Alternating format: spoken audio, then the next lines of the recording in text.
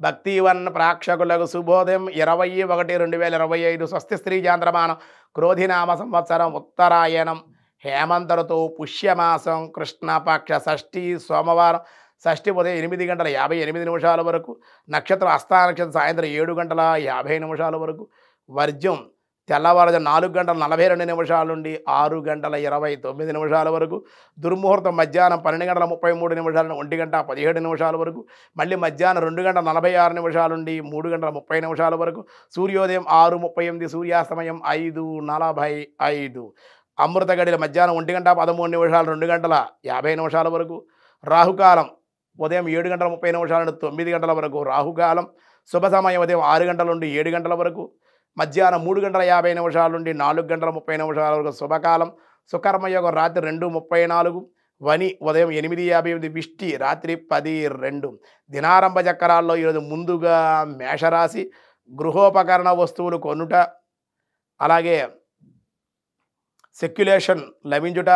జీవన సౌఖ్యం వృషభ రాశి బంధుమిత్రుల యొక్క కలయిక ఉత్సాహంగా ఉండ ధనవృద్ధి మిథున రాశి ఆరోగ్య లాభం ఆర్థికానుకూలత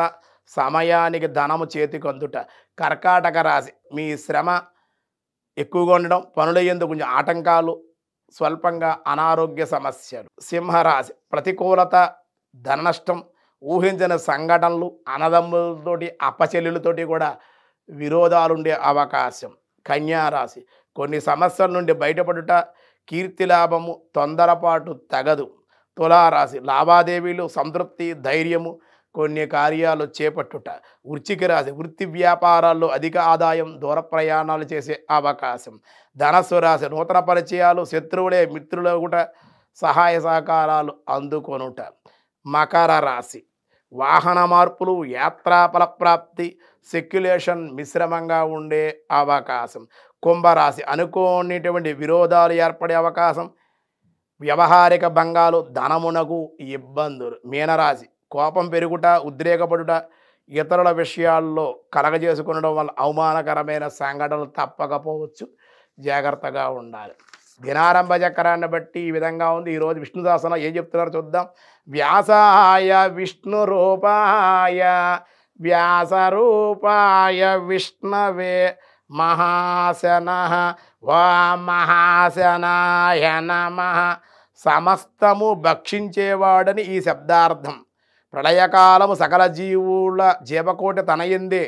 నింపుకొనేటువంటి వాడు మహాశన అన్నారు మరి యొక్క సాంకేతిక అర్థం కూడా ఉంది క్రమబద్ధంగా యోగ అనుష్ఠానాదులు నిరంతరము సాధన చేయవాడు యోగ సాధన యొక్క మానసమును సమస్త వాంఛలు ఆత్మయందే లయించిపోచున్నవాడు కావున ఆత్మ మహాశన అని అలంకారిక భాషల్లో కూడా విజ్ఞులు చెప్పడం జరిగింది గ్రహించాలి అని చెప్తూ ఉన్నారు ఇంకా ఏంటనేది మిగతా విషయాలు రేపు చూద్దాం ఈరోజు స్వస్తి